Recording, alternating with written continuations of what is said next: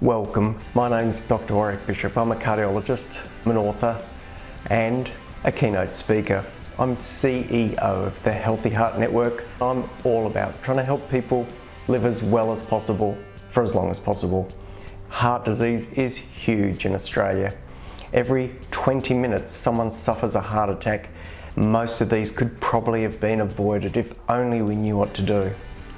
This podcast is all about helping you understand blood pressure, weight, cholesterol for better health. If you enjoy this podcast, I would be honoured for a 5-star review. You can share it with your family and friends. It may well save someone you love. G'day, and this is Warrick Bishop, and welcome to my podcast and videocast station. Today I have the privilege of interviewing Barry Elvish, who's the current CEO of AusActive, but that's on a background of nearly 20 odd years in the not-for-profit area. His background has been education, but now it's focused on the fitness industry. Welcome, Barry. How are you? Good morning, Warrick, and good to be with you today. Look, I really appreciate your time. As always, I'm privileged when I have guests who run busy organisations and have busy lives if they make a few minutes just to share. So I really do appreciate it. Look, couple of things for those who are listening who may not know what AusActive is. Do you want to just run through what AusActive is as an organisation and what their sort of mission and objectives are? Sure. Look, so AusActive is a not-for-profit industry association. We have members from businesses that operate in the physical activity, exercise and fitness sector. So that includes your traditional gym, leisure centres, Pilates, yoga studios, etc. We have probably almost 3,000 businesses as members, and we have over 10,000 individuals who work in those facilities as personal trainers, group exercise leaders, aqua instructors, Pilates teachers, yogis, etc. So industry association whose prime role is to advocate on behalf of the sector to government at all levels. Our prime, motivation for existence, Warrick, is to get more Australians more active more often. Not necessarily going to a gym or a yoga studio, but just getting off their backsides. We know in this country that we have an appalling rate of chronic disease, overweight, obesity, the things that you're an expert on. And we think that we need to get Australians moving more often and doing exercise that they like. When I hear people say they don't like exercise, my response is, you've chosen the wrong exercise. There's always something for everybody out there.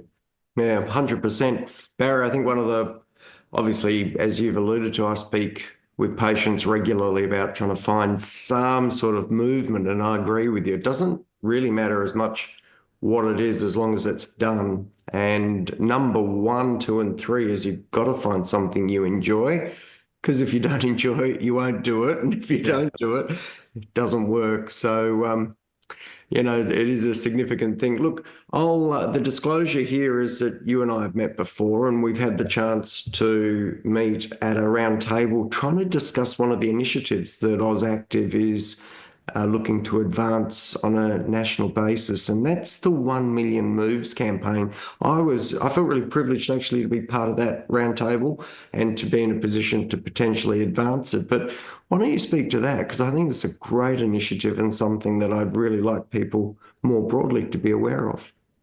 So 1 Million Moves, where it came out of a program we started 2 years ago with the federal government called Fit for Office. It was a play on words, and we wanted politicians to prove that they were fit for office. We hear them bagging each other in the media and so on. So the first year we had about 25 politicians involved. Last year we had 40 politicians involved, and over a 21-day period, they compete in a friendly competition against each other to see who is the fittest. So they wear wearable technology, and they get a point for every activity they do. Coming out of that, we had a request from one particular participant who wanted to run a campaign in the Sunshine Coast of Queensland along with 3 of his colleagues. It was called 1 Million Moves. It ran for 21 days, and it was encouraging members of the community, again, as we were saying before, to do any exercise they like. So that could be swimming, cycling, surfing, walking. It doesn't matter, going to a gym as well, of course. And we had 1,400 people participating in that, had a very quick startup, very low budget, a very successful event. As a result of that success, the Queensland government has given us money to run statewide in Queensland this year 1 Million Moves. But also we've been lucky to secure funding from the West Australian government for the next 3 years to run 1 million moves there in that state as well. So in September this year, in both Queensland and WA, we will be encouraging members of the community to get out and do, as I said, any exercise, whatever they choose to do. And as you've indicated, if they're not enjoying it, choose something else. And the idea is that over 21 days, people that will try and do 75 moves a day. Now, what's a move? A move could be a squat. A move could be going on a 7.5K walk. It could be swimming 750 metres, whatever. And that's important because that's the amount of moves that we need through the World Health Organization to actually change our habits, change our behaviours. People do that for 21 days and hopefully they'll continue doing it forever and a day, basically. So it's a community activation program where we encourage people, particularly those that haven't exercised in the past, to think about doing something through a whole range of different activities, which we will make available to them. We'll publicise things. It could be park run, it could be a bushwalk, it could be a cycle group, whatever. But just encouraging people to give it a go. Just get off that backside and give it a go. A noble aspiration, no question about that. So there might be people listening who are thinking, well, you know, why do I bother with all this exercise? Why do people make such a big cheese of it? I'm pretty comfortable. I feel all right. I can walk to work. I can take the elevator. You know, what's the point? So if you were trying to explain to someone the benefits of exercise, Barry, what would you tell them?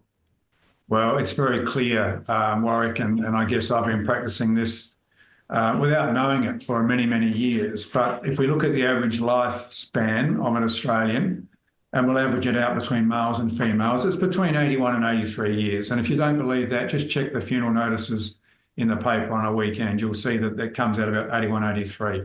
And people may be at home or listening to this and think, well, that's okay. I'm only 60, I'm only 70, I'm only 50, whatever. I've got X number of years left. What people don't understand is that the average lifespan compared to the average healthy lifespan is two different things. And the average healthy lifespan of Australians is 10 or 11 years less than that 81 years. So in that last 10 or 11 years, we actually deteriorate. And we deteriorate pretty rapidly, both mentally and physically, whether it be chronic disease, whether it be dementia, whether it be cancer, whatever it is. And the evidence is overwhelming. It is not debatable. The best way of mitigating and extending your healthy lifespan so that we get to, say, 80, 81, then we drop off the perch, rather than spending 10 or 11 years sort of wobbling on the perch, the best way of doing that is to exercise. And you can exercise, as we've been talking about, on any way of doing things. Even getting out and doing gardening is exercise. The other beauty of exercise, Warwick, which I can certainly vouch for myself, is the social connection it gives you. Two good things come out of that social connection. It inspires you to maintain an exercise regime because you feel obligated to go and meet your mates or for your bike ride, your swim, whatever, and then have a coffee afterwards, and you can talk about all kinds of things. That social connection is critically important for your mental well-being as well, and especially for us males. As we get older, and we go into retirement, unfortunately, older males have a higher suicide rate than older females do. Our lifespan is shorter. We don't spend time, and there's a whole lot of reasons for this we won't go into today, but as males, we don't spend time building those social networks that are critically important after we've stopped work and have that network at work. So exercise provides that opportunity as well, and it's critically important to reduce that 11 years of deterioration to increase our healthy lifespan so we actually enjoy life. I'm about to be a grandfather for the 4th time, and I love being with my grandchildren. My education background, as you mentioned, is primarily early childhood. I love being with children. I love watching them develop. But if I couldn't actually bend down and lift up my grandchildren, I'd be feeling pretty sorry for myself. So it's critically important from a selfish point of view as well. Look, you touched on all the major points there, Barry. I really appreciate that. And I really can't emphasize enough for those people listening that exercise it's a golden bullet, really, in terms of a therapy or a medication. If we had something that reduced the relative risk of cardiovascular disease by 30 to 40%, which is what exercise does, it alters your cholesterol profile, it lowers your blood pressure, it improves insulin resistance, lowers triglycerides. It gives you better quality of life. And I'm so pleased you touched on that mental health aspect as well, because we're well aware that exercise can be as effective as some of our first-line antidepressive agents, which is, it just speaks volumes to the importance of getting out and doing that. And that quality of life equation is huge. Look, having touched on that, and that social connection, which you've obviously alluded to, what's a day in the life of Barry Elvish look like? How do you balance, your responsibilities at work? Plus, obviously, you must make time for family, you've alluded to, and you must also make time for sport and some sort of exercise in your life as well. How does your average day look? You can do a weekday or a weekend, I don't mind. Yeah, well, let's just go back a step, Warwick. I mean, I've experienced, unfortunately, mental health issues all of my life. Some of it's genetic, some of it's environmental. I realised at the age of about 11 or 12 that I had some issues with my mental well-being, and luckily, because I lived by the water at the time, I discovered the ocean. And I discovered surfing, and I've spent all of my life since then involved in water sports, surfing, swimming, sailing, scuba diving, all that sort of gear. When I moved away from the water and I married and had a family, I had to find another way of getting the exercise I needed for my mental well-being. So I started running, and I've run marathons and half marathons and all that kind of gear as well, and I still run. I don't get in the water as much as I'd like to, because here where I live in Sydney, it's not close for me, but I went to the gym last night. I got on the treadmill and I ran 7Ks, just clearing my mind about the work things I've been doing. And it's interesting, you talk about the importance of exercise in terms of dealing with your mental health. And look, I've had times in my life where I've had to use medication where things have sort of got on top of me. But generally speaking, exercise has been my go-to. And for me, it's really kept me on that straight and narrow. It's given me the focus and so on. So I make a point, I do exercise every morning with my wife before I come to work, just a 10-minute limbering up with the YouTube video we watch. And then I get to the gym 4 or 5 times a week. I spend every second time cardio, every second time strength training. And I try and look after myself in the best way I can, because I want to make sure I maintain a healthy mental and physical state. I want to make sure I'm there for my grandchildren. I want to make sure I'm there for my wife and enjoying life when I do eventually retire. Yeah, wow. Look, that's a powerful sharing. Thanks, Barry. You obviously walk the walk through your own experience and see the benefit in that. I really hope that resonates with people who are listening, actually, and moves people to go and do something to look after themselves and bring the best opportunity for the best quality of life for themselves and for the people they care for. Look, I try and keep these podcasts short and sweet. I think we could probably talk for hours, but what I'd like to do is wrap up. And really, as we do that, tell us about where you think the future directions of AusActive might be and how they might reach out to the community. Have you got plans beyond 1 million moves? Absolutely. Well, look, I think COVID was a real wake-up call for our sector for a whole lot of reasons, some good, some bad. You'd recall back in the COVID days when we were all experiencing lockdowns, unfortunately, gyms, and when I use the word gyms, I mean any facility which has physical activity taking place inside, so it could be yoga, Pilates, dance, whatever.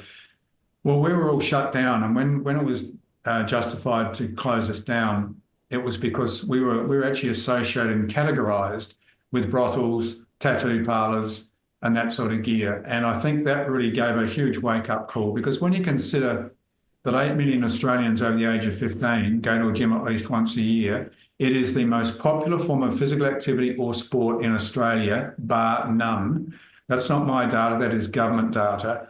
But when you park that alongside the fact that health officers were considering us alongside a brothel and a tattoo parlour, there was a complete disconnect. So that really, for us, gave us a very strong message. We needed to demonstrate to the government, policymakers, health departments, that the role we play in Australia's preventive health is critically important. And one of the things that truly frustrates me is that whenever government spends money on health, it is addressing the supply issue. So what do we do to close the gap with no gap funding. What do we do to address mental health? What do we do to address primary health networks? Less than 1% or around 1% of the health budget, same budget released, 36 hours ago, less than 1% of that budget is spent on preventive health. The government's own papers indicate very clearly that for every dollar spent in preventive health, there is a $14 return to the taxpayer in money saved. The government's own paper indicated it should be up to 5% by 2030, but we maintain this ridiculous unequal equation of spending 99% of our money on the supply side rather than the demand side by reducing the demand on the health service by preventive health. Our sector has got a huge role to play there. So AusActive's primary function over the next 3 or 4 years is to get the government to acknowledge that and invest in preventive health through exercise, physical activity, a public health campaign. You and I are both old enough to remember Norm, the cartoon character, and Life Unit. 50 years ago that was. Very successful public health campaign. The government needs to start that again for a 5-year period to indicate to people why they should be exercising. And we know they work. The slip, slop, slap, the quit smoking, the AIDS campaign, the seatbelt campaign, they all work. The government needs to actually themselves start walking the talk.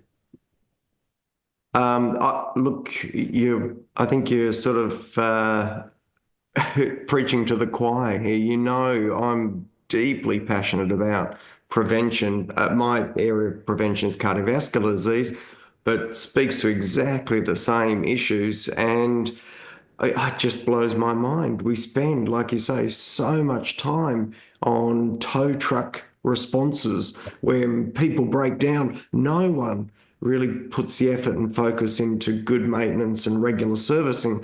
And we don't run our lives that way. It's just extraordinary. And I think it probably speaks, unfortunately, volumes to our political system, which is cyclical, and you need to put out fires rather than have the opportunity for longer term planning. So, yeah, no, I have to say I feel quite, privileged to be involved with AusActive, at least in a small way, around trying to support your implementation of this Million Moves more broadly. So, and we very much welcome that support, and I would encourage your colleagues to also get involved and see what they can do to support us as well. Unfortunately, we do know that many GPs are reluctant, for whatever reason, to refer their patients to our facilities, and I can understand some of those reasons. But at the end of the day, as you indicated yourself, there was some research coming out of the University of Adelaide, or Flinders University, one of the ones in South Australia just recently, which shows that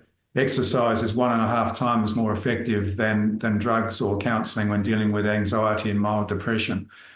And I know from personal experience, the impact of depression and anxiety is only going to increase in this world as we deal with the various things that are outside of our control, unfortunately.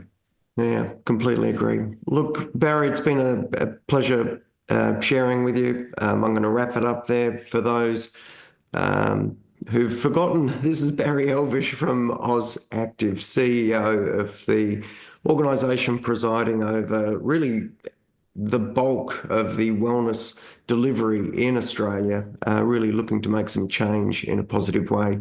Thank you again, Barry. For those listening, thank you so much for your time. I really do appreciate you tuning in. If you've got any queries or questions, drop us a note at info@drwarrickbishop.online. Till next time, I hope you live as well as possible, for as long as possible. Take care, and bye for now. Hi, ever wondered what your risk of heart attack is?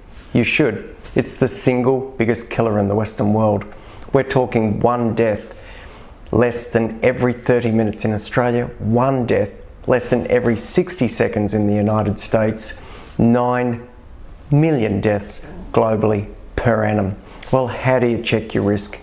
Well, you can go to www.virtualheartcheck.com.au.